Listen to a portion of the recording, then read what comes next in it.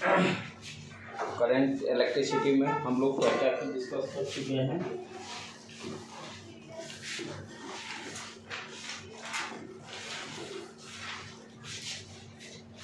Resistance का combination हम लोग स्टार्ट कर चुके थे ऑलमोस्ट। उसमें दो लॉ पढ़े थे, केसीएल एंड केवीएल।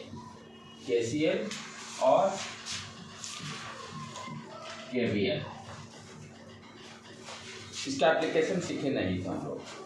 केसीएल कहाँ पे यूज होगा? जहाँ पर नोड होगा। एनसीईआरटी में क्या कहता है कि दो टर्म देता है, दो ब्रांच यदि कनेक्टेड होते हैं, दो ब्रांच कनेक्टेड होते हैं, जैसे इस पॉइंट पे दो ब्रांच कनेक्ट हो रहे हैं, इसको बोलता है जंक्शन। दो से अधिक ब्रांचेज कनेक्टेड होंगे तब वो नोड बोलता है। दो ब्रांचेज कनेक्टेड होंगे, जैसे इस पॉइंट पे दो ब्रांच हैं, तो इसको क्या बोलता है NCERT? According to NCERT, junction. दो से अधिक, दैट इज कॉल्ड नोड। लेकिन मैं कॉमन ही लेकर चलता हूँ, यानी किसी भी पॉइंट पे एक से ज़्यादा ब्रांच जहाँ मीट करेंगे उसको node, right. But according to NCERT can, जो नॉलेज दिया हुआ उसको भी जानना जरूरी है। टू पॉइंट्स पर जब टू ब्रांचेज मीट करते हैं किसी पॉइंट पर, उसको हम लोग जंक्शन बोलते हैं। दो से अधिक ब्रांचेज पे जब कोई पॉइंट पर मीट करता है, दैट इज कॉल्ड नोड। उस पॉइंट को हम लोग नोड बोलते हैं, ठीक है। तो Kirchhoff's law, Kirchhoff's current law जो है कहाँ पर एप्लीकेबल है? नोड पॉइंट पर। किरचॉफ्स करंट लॉ कहाँ पर एप्लीकेबल है? Node point. नोड पॉइंट कहने का मतलब क्या हो गया? किरचॉफ्स करंट लॉ क्या करता है? Sum of the current at the node equal to zero. Another way इसको कैसे बोल सकते हैं? Incoming current equal to outgoing current. जितना करंट उस नोड पॉइंट पे आएगा उतना ही करंट बाहर जाएगा। जैसे मान लो यही प्लेन, इधर से I1 करंट आया, इधर से I2 आया, यहाँ कितना निकलेगा? I1 plus I2। 2 ampere current मान लो आ रहा है, यहाँ से 5 एम्पियर करंट आया, तो according to KCL rule incoming current कितना, यहाँ पे कितना हो गया? Incoming current equal to 2 plus 5 7। हम अकॉर्डिंग टू केसीएल लॉ क्या जानते हैं? Incoming current equal to outgoing current. Incoming current equal to outgoing current, तो आउटगोइंग करंट कितना हो गया? 7 एम्पियर, ठीक है। दूसरा क्या है? Kirchhoff's voltage law. Kirchhoff's voltage law कहाँ पे एप्लीकेबल है? जहाँ पर आपका ब्रांचेस सारे एक लूप में होंगे। लूप मस्ट है, विदाउट लूप हम केवीएल यूज नहीं करेंगे। तो किसी एक क्लोज लूप सर्किट में sum of the voltage drop, Kirchhoff's voltage law क्या कहता है? Sum of the voltage drop equal to zero. Sum of the voltage drop equal to zero. कोई भी क्लोज लूप लेंगे, वो जैसे for example R1, R2, R3, यहाँ से हम सेल कनेक्ट कर दिए V वोल्ट। तो according to Kirchhoff's voltage law ये क्या है? देखिए क्लोज लूप है, राइट, क्लोज लूप सर्किट है। तो इसमें हम क्या करते हैं? लिखता क्या? Sum of the voltage drop, sum of the voltage drop in close loop circuit is zero, ठीक है। मैंने एक अच्छा रूल आप लोग को क्या बताया था सबसे, यानी यहाँ पर वोल्टेज ड्रॉप पॉजिटिव कब होगा, वोल्टेज ड्रॉप निगेटिव कब होगा, उसके लिए बहुत अच्छा कॉन्सेप्ट बुक्स में नहीं दिया हुआ। ये कॉन्सेप्ट डेवलप किया हुआ मेरा अपना खुद का। इसमें क्या है, मैंने आप लोगों को क्या बताया था? यदि वोल्टेज इंक्रीज होता है, ये वोल्टेज इज इंक्रीज, हम क्या लेंगे? पॉजिटिव। और voltage drop drop word use किया रहता है, it means negative. Voltage drop यदि वर्ड यूज किया रहेगा, इट मीन्स नेगेटिव। कहने वाला पॉजिटिव टर्मिनल से नेगेटिव टर्मिनल तरफ आप जा रहे हैं, पॉजिटिव टर्मिनल से नेगेटिव टर्मिनल की तरफ जा रहे हैं। और क्या कॉन्सेप्ट मैंने दिया था? यदि आपका मूवमेंट, यानी किरचॉफ्स वोल्टेज लॉ लगाते समय आप अपने किसी पॉइंट पर अपने आप को खड़ा कर लो, जैसे एक पॉइंट पर अपने आप को खड़ा कर लिए, ठीक है, पहले क्या करेंगे, करंट का डायरेक्शन को शो करेंगे क्लॉकवाइज डायरेक्शन में। क्लॉकवाइज डायरेक्शन में इसमें करंट फ्लो करेंगे। मान लेते हैं करंट आई। पहला काम क्लोज लूप सर्किट होगा, उसमें करंट का डायरेक्शन शो कीजिए। ठीक है, पॉजिटिव टर्मिनल है, पॉजिटिव बैटरी सेल है, पॉजिटिव टर्मिनल से करंट बाहर निकलता है। अब ये करंट क्लॉकवाइज डायरेक्शन में मेंशन कर दीजिए। उसके बाद मैंने सेकेंड स्टेप अपना क्या बताया था, किसी भी एक पॉइंट पर अपने आप को सर्किट में खड़ा कर लीजिए। जैसे मैंने फॉर एग्जांपल पॉइंट ए पर अपने आप को खड़ा कर लिया और उसके बाद मूवमेंट स्टार्ट किए। इधर इधर जाइए चाहे इधर जाइए, बात बराबर ही है, आंसर सेम आएगा। ठीक है, यदि मैं ए से बी की तरफ मूव करना चालू किया तो जहाँ पर जो भी आपका कंपोनेंट होगा वहीं पर वोल्टेज ड्रॉप हो या इंक्रीज होगा। यदि रजिस्टर है, यहाँ पर रजिस्टर है, पहला ऑब्स्ट्रक्शन करंट के डायरेक्शन में यदि आपका मूवमेंट है, आपका मूवमेंट और करंट का मूवमेंट डायरेक्शन दोनों सेम डायरेक्शन है। यदि करंट का डायरेक्शन और जो आप मूव कर रहे हो मूवमेंट का डायरेक्शन यदि दोनों सेम डायरेक्शन है तो रेजिस्टेंस के क्रॉस क्या होगा, वोल्टेज ड्रॉप होगा। रेजिस्टेंस के क्रॉस वोल्टेज ड्रॉप होगा। क्लियर दिमाग में, राइट। तो यहाँ वोल्टेज ड्रॉप होगा तो यहाँ पर क्या लिखे, जैसे मान लीजिए V1 वोल्टेज है, यहाँ पर रेजिस्टेंस के क्रॉस वोल्टेज ड्रॉप हुआ, I am writing V1 minus V1। Drop को नेगेटिव से शो करेंगे। इसके क्रॉस मानते हैं वोल्टेज V2 है, यहाँ भी मूव किए। करंट का डायरेक्शन क्या है, यहाँ पर यही है और आपका भी मूवमेंट सेम डायरेक्शन है। तो R2 के क्रॉस भी क्या होगा, दोनों का डायरेक्शन सेम है, वोल्टेज ड्रॉप होगा। वोल्टेज ड्रॉप होने का मतलब नेगेटिव साइन माइनस V2। इस रेजिस्टेंस के क्रॉस मान लेते हैं V3 वोल्टेज है, राइट। तो यदि मैं B से C की तरफ जा रहा हूँ, यहाँ भी हम क्या देख रहे हैं, करंट का डायरेक्शन ये क्लॉक ऐसे ही करंट जा रहा है और आपका भी डायरेक्शन B2C है, दोनों का डायरेक्शन सेम। रेजिस्टेंस के क्रॉस अगेन वोल्टेज ड्रॉप, तो we can write minus V3। फिर आप C से D की तरफ गए तो यहाँ पर हम क्या मिला आपको, सेल। मूवमेंट आपका ये देखिए, नेगेटिव टर्मिनल से पॉजिटिव टर्मिनल तरफ आप जा रहे हैं तो नेगेटिव से पॉजिटिव जाएगा, वोल्टेज इंक्रीज। लो लेवल से हाई लेवल जाएंगे, वोल्टेज इंक्रीज। तो यहाँ पर क्या हो गया, इंक्रीज का मतलब प्लस साइन दे देंगे, इंक्रीज का मतलब प्लस साइन। और जहाँ किरचॉफ वोल्टेज लॉ, जहाँ से आप जर्नी स्टार्ट किए हैं, वाक्य स्टार्ट किए, उस पॉइंट पर आपको पहुँचना जरूरी है, तभी क्लोज होगा ना। D से A है, कोई रेजिस्टेंस नहीं है, कोई वोल्टेज ड्रॉप नहीं होगा, ये पॉइंट। और इसका सम क्या करता है, 0। यही किरचॉफ वोल्टेज लॉ है, राइट। ये जो बच्चा सीख गया, बहुत कंफ्यूजन होती है बच्चे लोगों की, एनसीईआरटी में बहुत कॉम्प्लेक्स टाइप का दिया हुआ। मैं ये कॉन्सेप्ट आज से नहीं, लग रहा है 2005-6 से ही बच्चों लोग को इंजीनियरिंग में पढ़ाते आ रहा हूँ। अब तो हम लोग को मौका शुरुआत में मैं पढ़ाया था, हाँ गेट कोचिंग वालों को पढ़ाता था मैं। गेट कोचिंग भी में बहुत ही एक कारगर रूल है, बहुत जगह टेस्टिंग किया और सब जगह होके अभी तक तो गया है। ठीक है बेटे, अब चले आगे बढ़े। तो ये दो कॉन्सेप्ट जिसको क्लियर हो गया, वो किसी तरह का प्रॉब्लम रहे, कितना भी टिपिकल प्रॉब्लम रहेगा आप सॉल्व कर लो, कितनी भी कॉम्प्लेक्स रहे, एडवांस का भी रहे प्रॉब्लम, कहीं भी जेई का कोई भी प्रॉब्लम आप आराम से इजीली सॉल्व कर लो। ठीक है बेटे, चलो अब स्टार्ट करें। तो कॉम्बिनेशन जो आपका है कॉन्सेप्ट, यहाँ पर कॉम्बिनेशन दो टाइप के होते हैं। अब आगे अपने एनसीईआरटी के अकॉर्डिंग चले, जैसे जैसे एनसीईआरटी बढ़ रहा है और देखते चलेंगे अपना कॉन्सेप्ट वहाँ पर कैसे यूज करेंगे। तो यहाँ पर आज का पूरा लेक्चर अपना क्या है, कॉम्बिनेशन ऑफ रजिस्टर। रजिस्टर का कॉम्बिनेशन सीरीज है, पैरेलल है, कैसे निकालेंगे, क्वेश्चंस को सॉल्व करेंगे हम लोग। तो कॉम्बिनेशन ऑफ रजिस्टर्स दो तरह के होंगे कॉम्बिनेशन, 9 से 10 से पढ़ते आ रहे हो बेटे, सीरीज और दूसरा पैरेलल। मैंने सीरीज के लिए बहुत अच्छा एग्जांपल बताया हूँ। यदि आप एक लाइन में खड़े हो जाओ और सारे बच्चे एक दूसरे से हाथ पकड़ लेंगे तो क्या होगा, वो सारे कनेक्शन किस तरह के होंगे, सीरीज में होंगे। मेरा लेफ्ट दूसरे बच्चे के राइट से, यानी दोनों सेम नहीं होना चाहिए।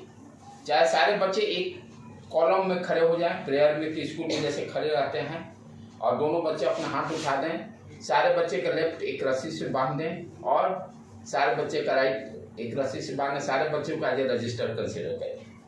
Every student likes as a register. तो ये सारे कनेक्शन क्या होंगे, पैरेलल में हो जाएंगे, क्योंकि सारे बच्चे के बीच में पोटेंशियल डिफरेंस सेम। सीरीज में क्या हुआ, सारे में करंट सेम होगा, पोटेंशियल डिफरेंस डिफरेंट होगा। पोटेंशियल डिफरेंस डिफरेंट होगा क्योंकि वहां पर आपका रजिस्टर का वैल्यू अलग अलग है। तो दो टाइप के हो गए, सीरीज एंड पैरेलल। इसको सही कर देता हूँ, RIS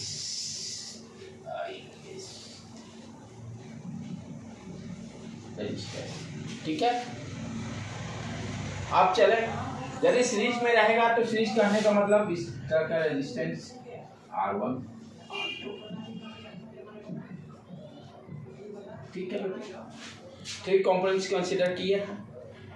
तो इसको यदि मैं किसी सेल से कनेक्ट कर दूं, किसी सेल से कनेक्ट कर दूं, मान लेते वोल्टेज V है। अब इस सेल से ब्रेक नहीं होती, नहीं तो करंट ही नहीं पहुंचा। इक्विवेलेंट रेजिस्टेंस निकालना है तो पहले बेसिक सीखे, जो 10th क्लास में भी हम लोग जानते हैं, उसको जस्ट यहाँ भी अभी रिवाइज कर लेंगे, जो 10th क्लास में पढ़े। तो यहाँ से सेल से करंट मान लेते, करंट I निकला, ठीक। ये करंट चला, इधर भी देखिए आ ही जाएगा, वो कोई रास्ता नहीं। करंट को हमेशा आप पानी का फ्लो समझिए, बहुत आसानी से प्रॉब्लम को आप सॉल्व करिए, क्योंकि वो इसमें क्या है कि कॉन्सेप्ट फिजिक्स का कॉन्सेप्ट है। कॉन्सेप्ट जितना क्लियर रहेगा उतने आपको आसानी होते जाएगी, और आसान प्रॉब्लम से कॉन्सेप्ट बनाते चलना। ये करंट चला, कोई रास्ता नहीं, यही रास्ता है, देखो कोई रास्ता है, सारे में क्या होंगे, करंट सेम होंगे। एवरी रजिस्टर के क्रॉस करंट I ही होगा ये, और जितना सेल से करंट निकलेगा वहां पर उतना करंट पहुंचना भी चाहिए, ये भी ध्यान देना है। यदि यहाँ से 5 एम्पीयर निकला तो यहाँ नेगेटिव टर्मिनल पर 5 एम्पीयर आना भी चाहिए, राइट। अब क्या है, यहाँ पर हमें क्या निकालना है, तीनों रेजिस्टेंस के बदले एक इक्विवेलेंट रेजिस्टर निकालना है, जिसको कि R इक्विवेलेंट बोलते हैं, जिसको क्या बोलते हैं, R इक्विवेलेंट। अब तीनों अलग अलग, मान लीजिए आपके लैब में है, ठीक है। तो यदि ये 2 ओम है, ये 4 ओम है, ये 6 ओम है, तो समटाइम्स मैंने कहा 2, 4, 6 एंड 10, 12 ओम का हमको रजिस्टर यदि मिल जाए तो तीनों को बराबर काम कर देगा, जैसा ये कनेक्शन है। मान लीजिए हमें 12 ओम का रजिस्टर नहीं है, हमें 12 ओम चाहिए, तो क्या करेंगे, देखेंगे भाई मेरे पास क्या क्या लाइन में अवेलेबल है, क्या उसको किस तरह से कंबाइन करें कि हमें 12 ओम मिल जाए। तो 2 ही रास्ते हैं, आइदर सीरीज या पैरेलल, राइट। तो यहाँ पर जो ये तीनों रेजिस्टेंस के बदले एक इक्विवेलेंट रेजिस्टेंस जिसको कि R इक्विवेलेंट बोलते हैं, और सप्लाई वोल्टेज तो वही रह जाएगा। मुझे R इक्विवेलेंट निकालना है, ठीक। अब क्या करेंगे, ये देखो ध्यान से देखो बेटे, यहाँ पर क्या है, ये क्लोज लूप है। अब ये आप 10th क्लास में नहीं पढ़े होते, वहां भी स्लाइटली है introduce, Kirchhoff current law, Kirchhoff voltage law, slightly किया ज्यादा। तो ये है कैसा, क्लोज लूप। अब मैं अपने स्टाइल से इसको समझाने की कोशिश करूंगा जो कॉन्सेप्ट लिए है। तो क्लोज लूप में हम क्या लिखेंगे, Kirchhoff's voltage law, Kirchhoff's voltage law, ठीक है। किसी पॉइंट से आप जर्नी स्टार्ट कीजिए, मान लीजिए इस पॉइंट से आपने जर्नी, करंट आपका क्लॉकवाइज डायरेक्शन में है, पहला वो चेक कर लेने का। अब यहाँ से आगे बढ़े, कोई रजिस्टर नहीं, यहाँ रजिस्टर मिला है, वोल्टेज ड्रॉप कितना हो जाएगा, ये -I R1, कोई दिक्कत, वोल्टेज ड्रॉप हुआ, दोनों का सेम डायरेक्शन। आपका मूवमेंट, अपना मूवमेंट इधर नीचे शो कर लीजिए, दोनों सेम, वोल्टेज ड्रॉप, ठीक है। आगे बढ़े, PR2 मिला, आपका डायरेक्शन, करंट का डायरेक्शन दोनों same, again voltage drop, I am writing here I R2। यहाँ भी गए, फिर सेम, फिर वोल्टेज ड्रॉप -I R3। अब सिंपल वायर है, कोई ड्रॉप नहीं, सीधा बैटरी पे आ गए, सेल पर आ गए, नेगेटिव से पॉजिटिव गए, voltage increase, plus sign, plus V, sum of the voltage drop equal to 0 से इक्वल करना, और बुक में कैसे समझाता, सीधे लिखता V equal to IR1 plus IR2 plus IR3 like that. Current same है, सीरीज में है, तो इस तरह से डायरेक्ट लिखता है। लेकिन इससे पहले ये एस्पेक्ट जो मिस करता है, बच्चों को मजबूरी बन जाती है इसको रखना। पहले क्या है भाई, कैसे आया किरचॉफ वोल्टेज लॉ से, ये इक्वेशन आया कहाँ से। अब इसको देखिए तो वही सेम आ रहा है कि नहीं, भी सबको राइट हैंड साइड भेज दीजिए, IR1 IR2 IR3, direct book में यही सीधे लिखता है, आपके 10th में भी यही डायरेक्ट लिखता है। लेकिन ये आया कहाँ से क्वेश्चन, किरचॉफ वोल्टेज लॉ से, राइट बेटे। अब क्या करेंगे, यहाँ I कॉमन ले लेते हैं, R1 plus R2 plus R2। अब इस सर्किट को देखो ध्यान से, जो R इक्विवेलेंट वाला लिखे हैं, यहाँ पे उसी तरह से ये भी क्लोज लूप है। ये इक्वेशन लिखना यदि आप सीख गए ना तो बहुत बड़ा काम हो गया। अब सीधे मैं आपको बता सकता था V equal to I R equivalent लिख दो, लेकिन मैं वो आदत डालना नहीं चाह रहा हूँ। मैं चाह रहा हूँ और बेसिक में आप जाइए, सीधे कोई भी पढ़ाएगा तो सीधे आपको कहेगा V equal to I R equivalent हो गया।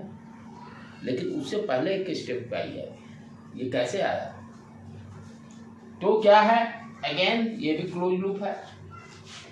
किरचॉफ वोल्टेज लॉ लगा दिए, करंट मान लेते वही सेम करंट, दोनों जब सेल सेम है करंट सेम निकलेगा।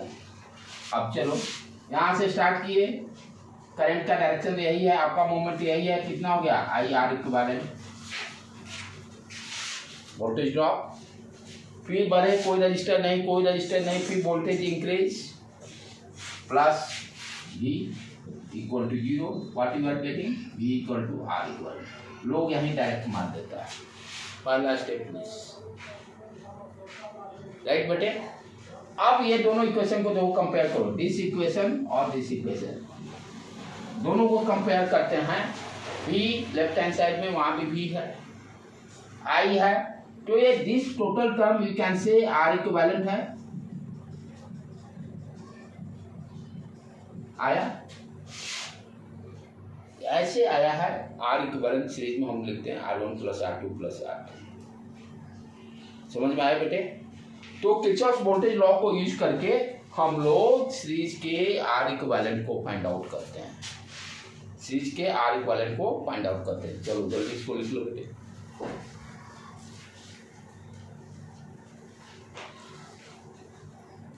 अब ये कॉन्सेप्ट जब सीख लीजिएगा तो कैसा भी प्रॉब्लम रहेगा ना, अभी बेसिक से ही सारे हिलते जाएंगे, कोई नहीं रुकेगा।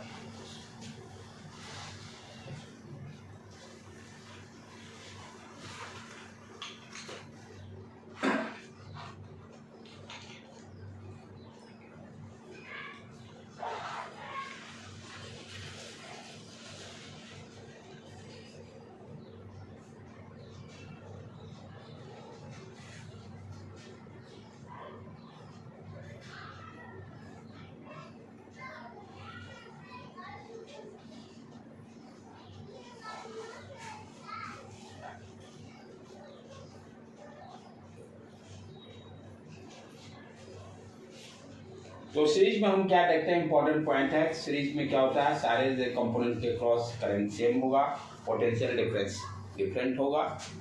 क्यों डिफरेंट होगा, क्योंकि रेजिस्टेंस अलग अलग है।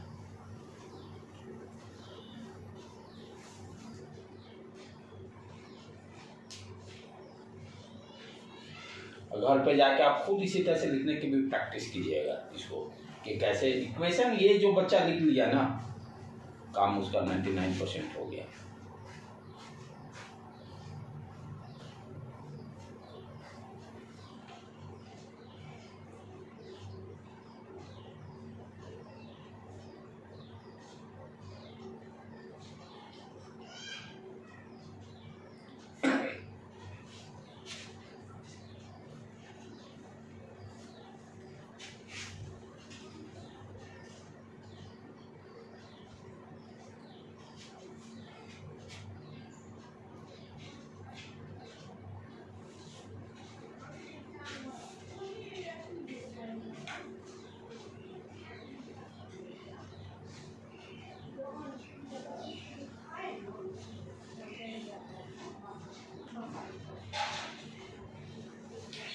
ठीक है बेटे, बताऊं मैं।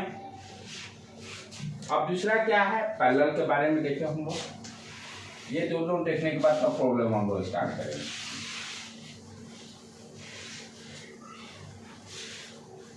तो सारे बच्चे जानते हैं कि पैरेलल में रहेगा तो 1/r equal to 1/r1 plus 1/r2 plus 1/r3 करते हैं। लेकिन ये कैसे हुआ, यदि ये कैसे हुआ आप सीख गए तब प्रॉब्लम सॉल्व करने में भी आपको आराम हो जाएगा। तो पैरेलल के लिए मैंने अभी एग्जांपल दिया था, मान लो 3 कंपोनेंट्स है। देखने में कोई जरूरी नहीं है कि पैरेलल, कभी ये नहीं है कि दोनों देखने में पैरेलल लग रहे हैं तो पैरेलल। टर्मिनल दोनों देखेंगे, दोनों का टर्मिनल सेम टर्मिनल एक से अटैच है कि नहीं। ये कभी गलतफहमी नहीं रहना चाहिए कि दो पैरेलल में दिखाई देगा तो हम पैरेलल, तिरछा भी रहेगा ना इस तरह से।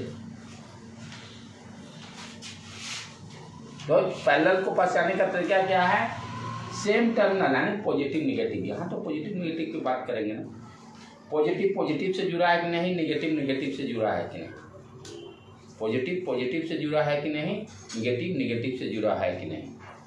ठीक है,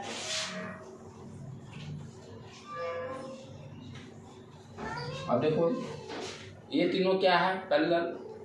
तो बच्चे को लाइन वो कंफ्यूजन दिमाग से हटा देना चाहिए कि दिखाई देना चाहिए पैरेलल, तभी पैरेलल बोलेंगे।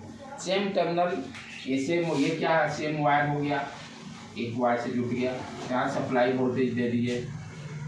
ये तीनों टर्मिनल देखो इस वायर से जुट गया। अब यहाँ पर मान लीजिए पोटेंशियल डिफरेंस V ले लिए सेल का, तो ये तो कोई यहाँ पर कोई सिंपल वायर है, कोई रुकावट नहीं, जो पोटेंशियल डिफरेंस यहाँ पे देखिए फुल वायर नहीं है।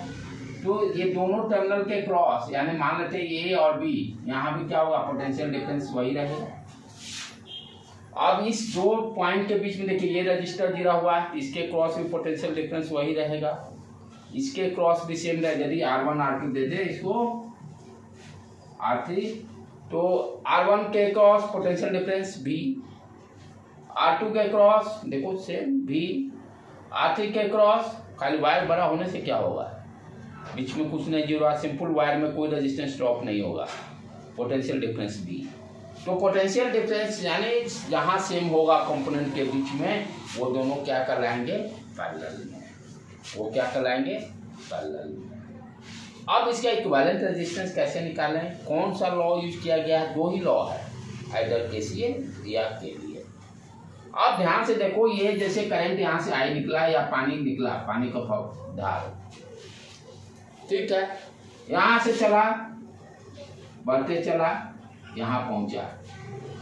अब यहाँ पे क्या है भाई, 3 ब्रांच आ गए, तीनों में पानी का धार बटेगा या करंट बटेगा। अब पाइप से, मेन पाइप से पानी गया, यहाँ से एक पाइप अलग लगा दिया, एक अलग लगा दिया, एक अलग लगा दिया, तो जो पानी यहाँ पहुंचा वो तीनों भाग में बटेगा नहीं। अब ये जी मुझे नहीं पता कितना बटेगा, क्या अमाउंट है वो हमें मालूम नहीं है, वो देख लेंगे कैसे निकलेगा अमाउंट, यानी कहने का मतलब करंट का वैल्यू क्या होगा। मान लीजिए कि यहाँ तक करंट ये आई गया, यहाँ तक आई पर, तो यहाँ पर देखो this point is note, this point is, सारों को एक साथ कंबाइन कर दें, ये सारे क्या सेम पॉइंट ही तो है, सारे पर पोटेंशियल सेम, तो जितना करंट आया उतना तीनों में जाएगा। तो मान लेते ये करंट I1, ये I2 और ये I3, तो ये सारे पॉइंट को यदि एक पॉइंट पर हम लेके आ जाएं, तो ये करंट I आया, इधर से गया R1 में, इधर से गया R2 में और इधर से गया R3 में, और फिर ये सारा पॉइंट मिला हुआ। तो this point is called node. एक से ज्यादा ब्रांच होगा ना, 2 से ज्यादा, अकॉर्डिंग टू NCERT 2 से मोर होने पर नोड बोल देंगे, 2 ब्रांच रहेंगे तो जंक्शन बोल देंगे, लेकिन मैं वो कंफ्यूजन नहीं रखता, नोड ही बोल देता हूँ। तो यहाँ पर जितना करंट आएगा उतना करंट बाहर जाएगा, यानी इसमें मान लेते करंट I1 हो गया, इसमें I2 और इसमें I3। तो रूल कौन सा लगा, KCL। KCL क्या करता है, sum of the current at the node point is 0 या incoming current equal to outgoing current. तो यहाँ पर रूल कौन सा लग रहा है पैरेलल के लिए, KCL, Kirchhoff's current law, Kirchhoff's current law. तो यहाँ पे क्या हो गया, incoming current I, outgoing current I1 plus I2 plus I3। और I1 क्या हो गया, इसके क्रॉस पोटेंशियल मुझे मालूम है V है, रेजिस्टेंस मालूम है R1 है, तो V अपॉन R1 करंट हो गया I1 का value V upon R1, I2 V upon R2, I3 V upon R3। देखो ये भी यहाँ भी है, यहाँ भी है, यहाँ भी है। करंट कितना देगा, potential difference divided by current, R2 potential difference V divided by R2, potential difference divided by R3। तीनों I1 I2 I3 तीनों निकल गया। V कॉमन ले लो, 1/R1 plus 1/R2 plus 1/R3, bracket close. अब तीनों के बदले हम एक इक्विवेलेंट रेजिस्टेंस मान लिए, ये हो गया R इक्विवेलेंट, यही है। तो अब यहाँ पर करंट कितना होगा, I इक्वल टू V दिया हुआ, V तो वही रहेगा, V अपॉन R इक्विवेलेंट। दोनों को कंपेयर कर दो, इधर I इधर V। तो हम क्या लिख सकते हैं, V 1/R1 plus 1/R2 plus 1/R3 equal to V upon R equivalent. ये V उड़ गया। What you are getting here, R equivalent 1/R equivalent equal to 1/R1 1/R2 1/R3, like that. ठीक है बेटे। तो इस तरह से यदि पैरेलल में रहेगा तो हम इक्विवेलेंट रेजिस्टेंस निकालेंगे। ठीक है। तो इसमें कौन सा रूल लागू हो रहा है, करके ऑब्जेक्टिव में पूछ देता है कि सीरीज में यदि रजिस्टर है तो which law to find the equivalent resistance, Kirchhoff's voltage law. Parallel में है तो which law is used to find the equivalent resistance, KCL। Right बेटे, चलो इसको छापो।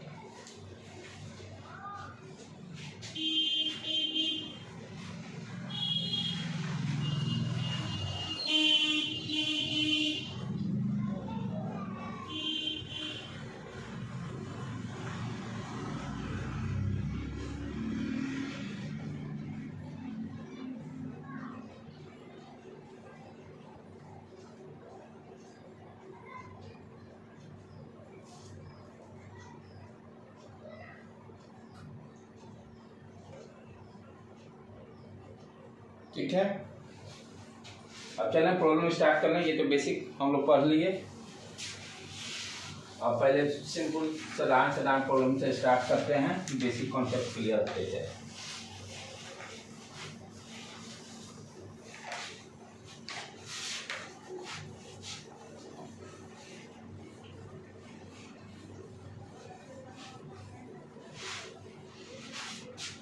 First question,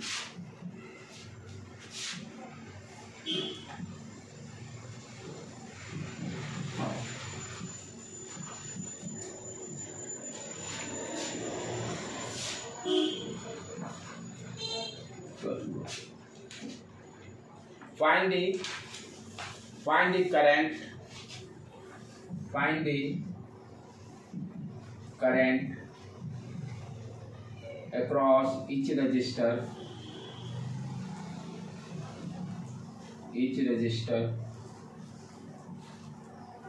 and also find the potential difference PD, potential difference across each resistor। सारे register के cross current निकालना है और सारे रजिस्टर के क्रॉस पोटेंशियल डिफरेंस निकालना है।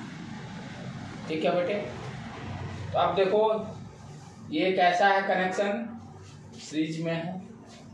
तो ये मान लेते हैं ये करंट आई यहाँ से निकला, तो ये दोनों सीरीज में, तो आर इक्विवेलेंट दोनों के बदले कितना हो गया, ये आर। सर्किट इसमें रीड्रॉ कर लीजिए, फटाक देना, बहुत आसानी रहेगी। आर इक्विवेलेंट, ये supply voltage 12 volt, R equivalent कितना हो गया 4 + 2 6, सीरीज में है R1 + R2। ठीक है, छोटा सर्किट इसको हटा के कर दिए। अब करंट इससे कितना निकला है, मान लेते हैं करंट आई, तो V = IR, Ohm's law, V = IR, या अपना लूप इक्वेशन भी लगा सकते हैं, उससे भी आ जाएगा। तो V कितना 12 वोल्ट, I निकालना है, R कितना गया 6, I = 2 एम्पियर, सेल से 2 एम्पियर करंट निकलेगा। दोनों रजिस्टर सीरीज में है, इसलिए दोनों रजिस्टर के क्रॉस सेम करंट रहेगा। ये करंट निकला 2 एम्पियर, ये गया इधर, ये भी गया इधर, ये दोनों के क्रॉस सेम करंट सीरीज में है।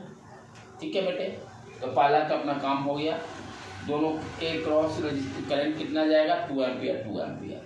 पोटेंशियल डिफरेंस कैसे निकालेंगे, V = IR1, पहले रजिस्टर 2 ओम के क्रॉस, करंट कितना है 2, रेजिस्टेंस का value 2 × 2 4, current 2 ampere, register 2 × 2 4 volt. फिर सिमिलरली यहाँ पर पोटेंशियल डिफरेंस कितना हो गया, करंट देखेंगे, V = IR, I कितना है 2, रजिस्टर 4, रेजिस्टेंस का वैल्यू 8 वोल्ट। यहाँ इसके क्रॉस कितना है 2 वोल्ट, इसके cross 8 volt.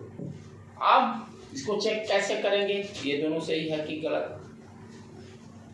Kirchhoff voltage law क्या करता है, इसके ये पोटेंशियल क्या हुआ, इनकी यहाँ से स्टार्ट कीजिए, छोड़िए इसको कैसे चेक करेंगे, अब मैं अपने टेक्निक से बता रहा हूँ। यहाँ से स्टार्ट किए, वोल्टेज ड्रॉप हुआ -2 volt, again voltage drop -4 volt, यहाँ पहुंचे, फिर वोल्टेज इंक्रीज। 2 एम्पीयर से कितना वोल्टेज है, किसका 2 एम्पीयर से, 2 एम्पीयर से सॉरी 4 वोल्ट आया, सॉरी 4 वोल्ट और 8 वोल्ट, -4 वोल्ट, -8 वोल्ट। ठीक है, और फिर यहाँ से बढ़े +12 वोल्ट। देखो क्या सम 0 आ रहा है, सम 0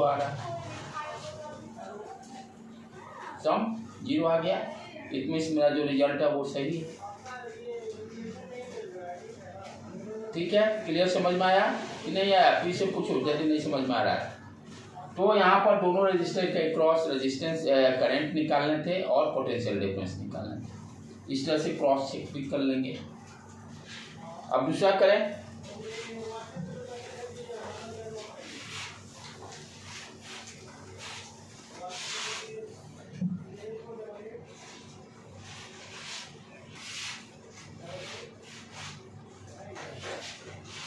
अब पैरेलल का एक सिंपल पहले कर लें, तब धीरे धीरे कॉम्प्लेक्स तब पढ़ेंगे, धीरे धीरे पहले बेसिक दम साधारण प्रॉब्लम कर लें, जो कि 10th में भी किए हुए हम लोग।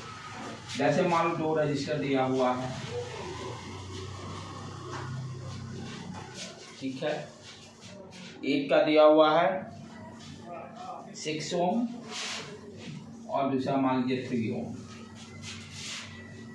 12 वोल्ट सेल से कनेक्ट कर दीजिए।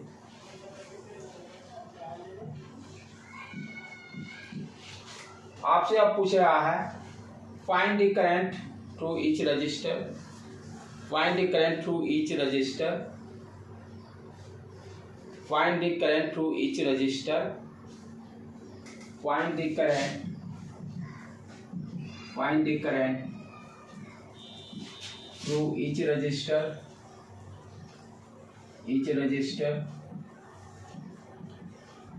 and potential, also find the potential difference across each register, potential difference across each register। ठीक है, तो हमें करंट निकालना है। इसको आप देखिए कॉन्सेप्ट से चलेंगे, सिंपल पहले अपना कॉन्सेप्ट डेवलप करेंगे। ठीक है, पैरेलल में है, करंट निकालना है, दोनों के क्रॉस रूल क्या लगेगा, Kirchhoff's current law, Kirchhoff's current law. ये मान लेते हैं यहाँ से करंट आ गया, यहाँ पहुंचा इस पॉइंट पर, ये करंट इनकमिंग करंट आई, इसमें मान लेते हैं करंट I1 है, इसमें I2। इसको फटाक देना भी कर सकते थे सेकंड में भी, लेकिन वो सेकंड वाला भी थोड़ा सा बताने के बाद सेकंड वाला भी बताऊंगा कैसे देखते तुरंत मान लें। लेकिन क्या है कि कॉन्सेप्ट, जब तक कॉन्सेप्ट नहीं बिल्डअप होगा तो वो सब फायदा नहीं।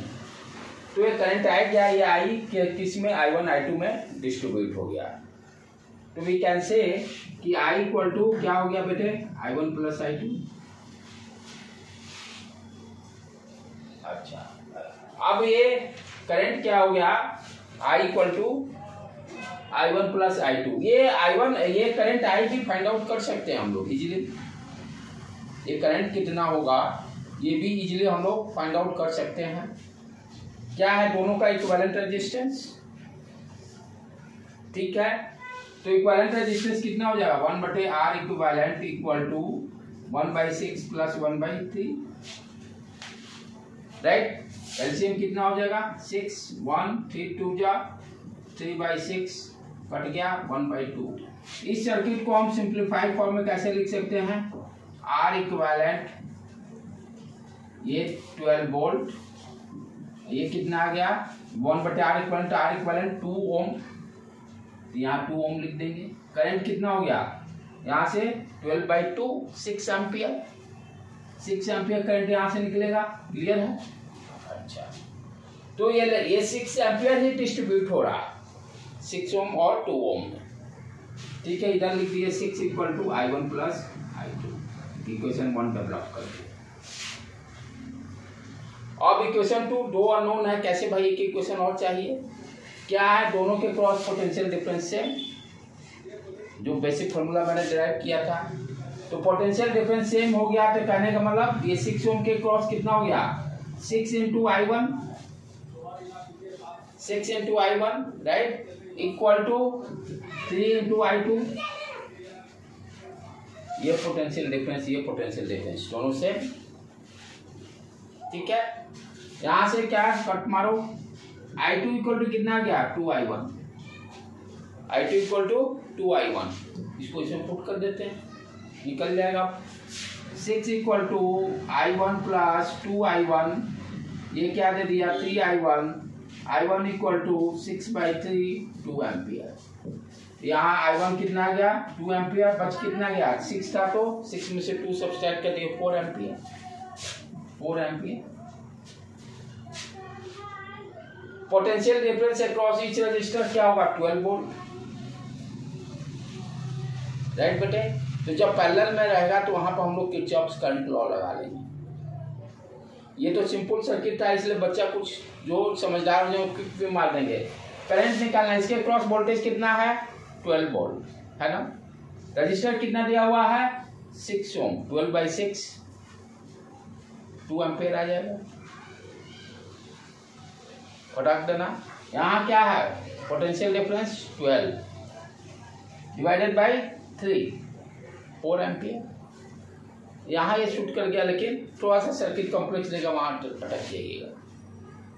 तो इसको क्विकली देख के भी ऐसे भी निकाल सकते थे 2 एम्पियर, लेकिन मैं चाह रहा था कि आपको कॉन्सेप्ट पहले बिल्डअप हो। बेसिक ये जितना क्लियर रहेगा उतना ही सर्किट कैसे भी देगा आप सॉल्व कर लीजिए। तो दोनों लॉ को यूज करने के लिए आपको सिखा रहा हूं कैसे दोनों लॉ को यूज करेंगे हम लोग। ठीक है बेटे।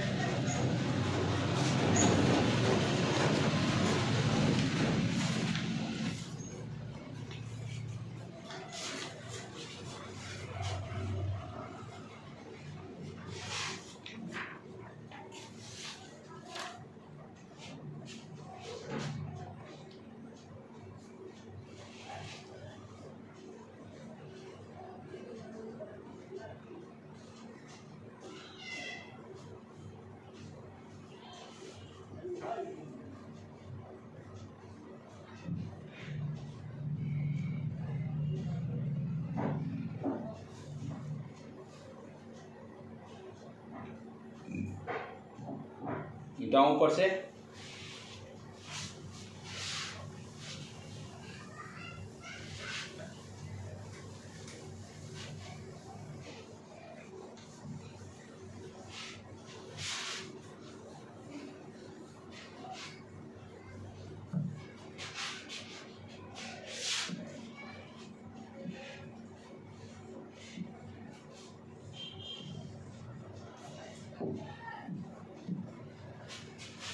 करंट दिया हुआ I इक्वल टू 11 एम्पियर, 1 ओम, 2 ओम, 3 ओम। आपसे यही सेम करंट यहाँ भी निकलेगा। Find the current through each resistor. Find the current through each resistor. Find the current through each resistor.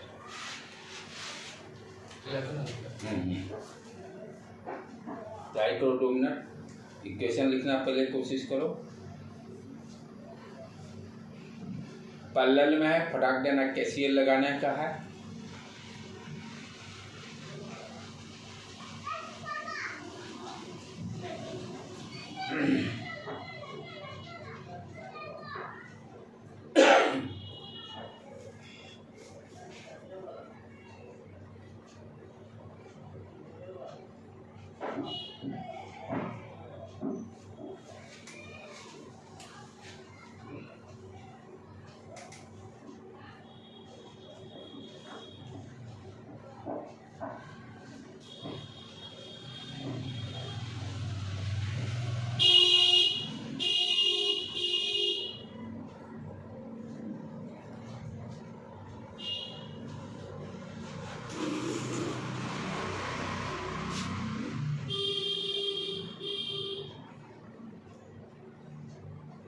मान लो इसमें करंट I1, I2, I3।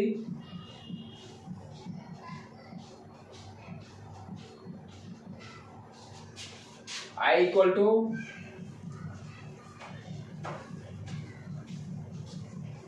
इधर 11 एम्पियर दिया हुआ है,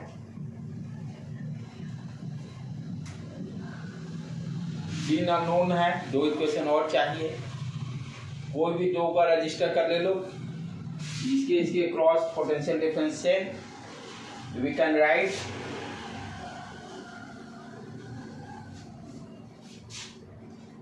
तीनों को इक्वेट कर रहा हूँ। हाँ वही कर रहा हूँ। I1 इंटू रजिस्टर 1 ओम दिया हुआ है, I2 into 2 potential difference same parallel में है। I1 इक्वल टू क्या आ गया 2I2 और एक I3 का रिलेशन देख लेते हैं। ये I1 रखेंगे, I2 के जगह ये I1 के जगह पर 2I2 लिख देंगे। ये I2 है, I3 को I2 के टर्म में लिख लेते हैं। ये दोनों को सेलेक्ट कर लेते हैं। यहाँ पर क्या हो गया 2I2 equal to 3I3। I3 को हम लिख सकते हैं 2/3I2। ठीक है, ये दोनों को अब यहाँ पुट कर ले। I1 कितना है 2I2, I2 as it is रहने दें। I3 को I2 के टर्म में 2/3I2 कॉमन ले लो बेटे, 2 + 3 2/3। I2 इक्वल टू कितनी का 9 2 11 11/3। इधर आई कितना है 11 उड़ गया। I3 का वैल्यू आ गया 3 एम्पियर। हाँ सॉरी I2 का 3 एम्पियर। अब सारे के वैल्यू वहाँ रख दें। I1 equal to twice into 3 6 ampere और I3 इक्वल टू 2/3 इंटू 3 उड़ गया 2 एम्पियर। सारे को सम करके देख लो 11 एम्पियर आ रहा कि नहीं। 6 + 2 8 8 + 3 11 सही है। इस तरह से इसको क्रॉस चेक भी कर सकते हैं।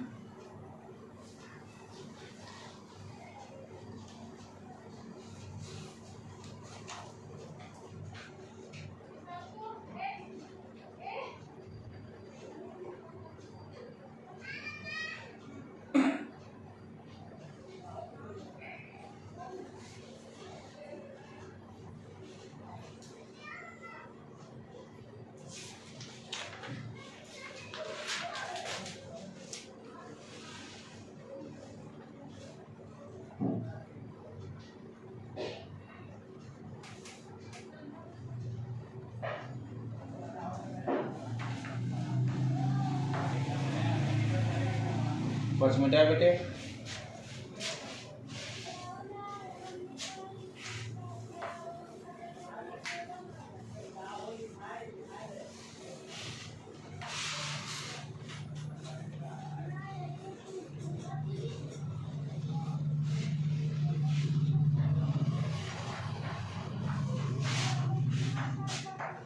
उसी तरह से मान लो थोड़ा सा प्रॉब्लम को थोड़ा सा दोनों कंबाइन ले लेते हैं।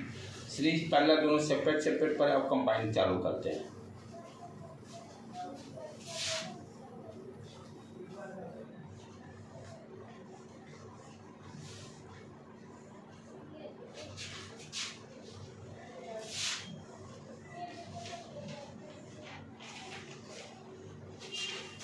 टेन वोल्ट 4 ohm 236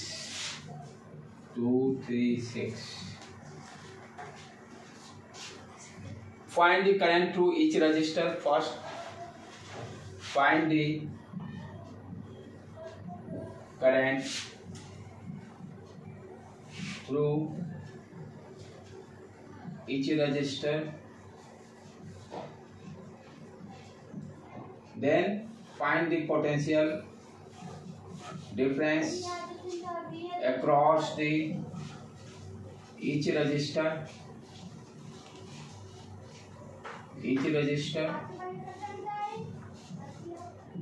चलो इसको शुरुआत करो तुम लोग। दूसरा क्या फाइंड सारे रजिस्टर के क्रॉस पोटेंशियल डिफरेंस भी निकालना है।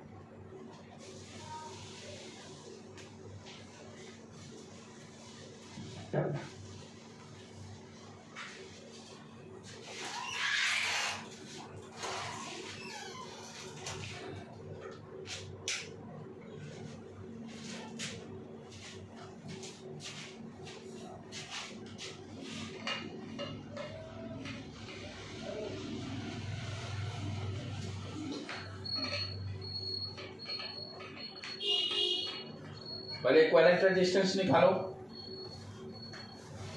सर्किट को छोटा करो, ड्रॉ। ये तीनों पैरेलल में है। इक्विवेलेंट रेजिस्टेंस इसका निकालो 1/R इक्विवेलेंट 1/2 + 1/3 + 1/6 LCM 12 आ जाएगा। 2, 3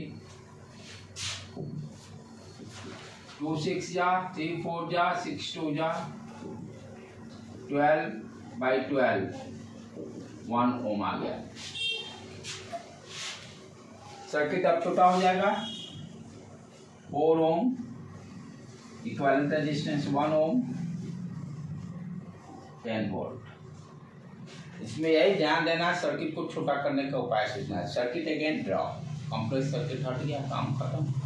अब पहले निकाल लें सेल से कितना करंट जा रहा है, आराम से निकाल सकते हैं। दोनों सीरीज में आ गया, 4 + 1 5, कितना एम्पीयर जाएगा, 2 एम्पीयर। यहाँ से आप डाल दिए 2 एम्पीयर, इसके क्रॉस तो मालूम चल गया भाई 2 एम्पीयर है 4 ओम के क्रॉस। अब क्या है, तीनों पल्ला बटेगा, पिछला वाला प्रॉब्लम से ही इसको सॉल्व कर लेंगे। Incoming current equal to outgoing current, ये 4 1 5, 5 बटे V upon V equal to IR। V हो गया 10 वोल्ट, R हो गया 5, तो 10/5 2 एम्पियर। यहाँ इसको सेट कर लिए 2 एम्पियर, 4 ओम के क्रॉस निकल गया 2 एम्पियर। अब चलो जो अभी बताए थे KCL से करंट निकाल लें, 2 3 6 के क्रॉस क्या लिखेंगे, पहले तो बेसिक मान लेते हैं करंट I1 इसमें है, इसमें I2 है, इसमें I3 है। तो I1 + I2 + I3 2 एम्पियर हो गया, 2 एम्पियर इक्वेशन बन गया। उसके बाद आप क्या रिलेशन निकालने पड़ेंगे, जैसे पिछला वाला किए थे सेम उसी तरह से रिलेशन। जैसे पहला दूसरा रजिस्टर लेते हैं तो 2I1 = 3I2, पोटेंशियल डिफरेंस से, पोटेंशियल डिफरेंस से यहाँ पोटेंशियल डिफरेंस 2I1, यहाँ पोटेंशियल डिफरेंस 3I2, दोनों बराबर होंगे, पैरेलल में है। यहाँ से अपना क्या निकल गया, I1 = 3/2, I2 के टर्म में निकाल लिया I1 का वैल्यू। उसी तरह से I3 और I2 के बीच में रिलेशन देखिए, 3I2 = 6I3, 3I2 = 6I3, यहाँ से 3 2 जा गया। What is the value of I3, I2/2, दोनों को वैल्यू को इस इक्वेशन फर्स्ट में पुट कर दीजिए, I2 निकल जाएगा। I1 हो गया 3/2 I2 प्लस I3 कितना हो गया, I2/2 = 2। एलसीएम 2, I2 बाहर निकाल लेते हैं कॉमन, यहाँ 3 + 2 + 1, 3 2 5 1 6, 6 आ गया। तो ये कितना हो गया, I2 = 2 × 2 / 6, 2/3 एम्पियर, 2/3 एम्पियर। अब सारे निकाल लेते हैं। जो I3 कितना हो जाएगा, यहाँ कुछ से पहले I1 = 3/2 I2, 2/3, ये उड़ गया 1 एम्पियर। ठीक है बेटे। उसी तरह से I3 कितना हो गया, I2/2, I2 कितना आया, I2 कितना आया था अपना यहाँ पर 2/3, अच्छा, /2, 1/3, तीनों को ऐड करके देख लेंगे 2 एम्पियर आ रहा कि नहीं। क्या क्या है अपना 2/3 + 1/3 + 1, तीनों को ऐड करने पर 2 एम्पियर भी आ जाएगा। मीन्स रिजल्ट करेक्ट है आपका। इस तरह से आप रिजल्ट निकालते हैं, उसको चेक भी कर लीजिएगा तुरंत कि सही है कि नहीं है। करंट चारों के क्रॉस निकल गया, कोई दिक्कत नहीं। पोटेंशियल डिफरेंस यहाँ आप देखिए, करंट रजिस्टर मालूम है, करंट मालूम है, इसके क्रॉस पोटेंशियल डिफरेंस कितना हो जाएगा, 8 वोल्ट, 4 × 2। यहाँ पर किसी भी करंट मालूम है, किसी एक रजिस्टर का ले लीजिए, जैसे I1 निकला 1 एम्पियर, यहाँ पोटेंशियल डिफरेंस क्या हो जाएगा, पैरेलल में ऐसे भी कर सकते हैं ना कि टोटल वोल्टेज 10 है, वहाँ 8 निकला तो हाँ, तो भाई 2 आ जाएगा, 2 आ जाएगा। ऐसे भी यहाँ से भी 2 आ गया। क्रॉस चेक कर ले, दोनों को सम करके 10 आना चाहिए, दोनों को सम करके 10 आ जाना चाहिए। पोटेंशियल ड्रॉप अभी क्या है, यहाँ 8, फिर किसी से चलिए रास्ता से, कोई भी रास्ता फॉलो अप कर लीजिए, 2, फिर ये 10 दोनों बराबर होने चाहिए, ये दोनों टर्मिनल, ये क्या है, इसके क्रॉस कितना है पोटेंशियल 10 वोल्ट, कोई वायर नहीं है ना तो 10 वोल्ट, कोई तो ड्रॉप हुआ नहीं, तो ये टर्मिनल और इस टर्मिनल के बीच में 10 वोल्ट, तो यहाँ कितना आएगा 4 × 2 8, और किसी रास्ते को फॉलो कर लीजिए, ये तीनों में से, तीनों के बीच देखिएगा 2 वोल्ट का ही रहेगा, आया है देखिए I1 2 × 1 2 वोल्ट, 8 + 2 10 वोल्ट आ गया अपना, जस्टिफाई भी हो रहा है। तो इस तरह के क्वेश्चन से ये तो बेसिक है, ये सारे इसको जाके आज दिक्कत आ रही है पीछे के, चलो इसको कर लो, एक बार घर पे जाके इसको जरूर प्रैक्टिस कीजिएगा तभी हो पाएगा। आज यहीं पर रहने देते हैं, कल फिर इसमें और प्रॉब्लम हम बताएंगे। आज तो सिंपल अपना कर लिए, और इसी तरह का प्रॉब्लम ज़्यादा तो अपने नेट के लिए ज़्यादा नहीं, थोड़ा सा इधर उधर घुमाएगा हल्का फुल्का, हाँ जी तुम लोग के लिए थोड़ा सा रहता है, कुछ टिपिकल प्रॉब्लम है जो कि रिपीट होते हैं, बच्चे उसका आंसर याद कर लेते हैं, जैसे क्यूबिक वाला ये सब दिया रहता है, एक कॉर्नर से डायगोनल के बीच इक्विवेलेंट रेजिस्टेंस कितना होता है, सरफेस के बीच में कितना होता है, नीट वाले का उतना टाइम लगाएगा तो 3-4 क्वेश्चन ले बीतेगा, तो इसलिए वो एग्जामिनेशन पॉइंट ऑफ व्यू से है, लेकिन कॉन्सेप्ट सीखना जरूरी है। टाइम भूल गए, किसी को मान लो अपने छोटे भाई को ही बात में बताना रहा, भैया कैसे हुआ, दीदी कैसा हुआ, तुम कैसे डॉक्टर क्वालिफाई किए हो भाई, तुमको पता नहीं है, तो इसलिए सीखना, नॉलेज सीखना इसलिए ज़रूरी है कि आपके छोटे घर में जो हैं वो भी जब पूछे तो आप उसको बता सको। ठीक है बेटे।